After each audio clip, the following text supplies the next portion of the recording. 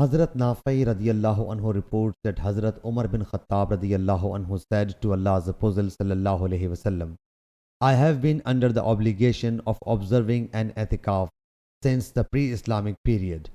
So he sallallahu alayhi wasallam commanded him to fulfill his vow.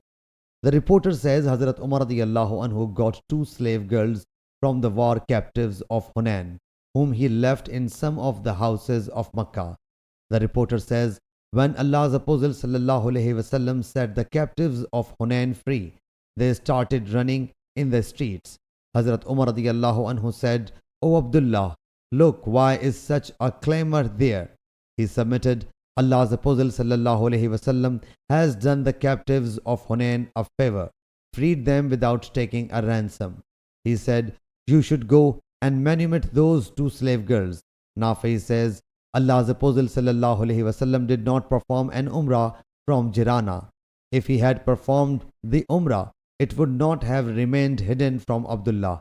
Hazrat Jarir bin Hazim has added with the reference to Ayyub and Nafi that Hazrat Ibn Umar radiyallahu anhu said they were out of the royal fifth, and Maimar has reported it from Nafi and Ibn Umar regarding a vow and did not mention the word Yawm.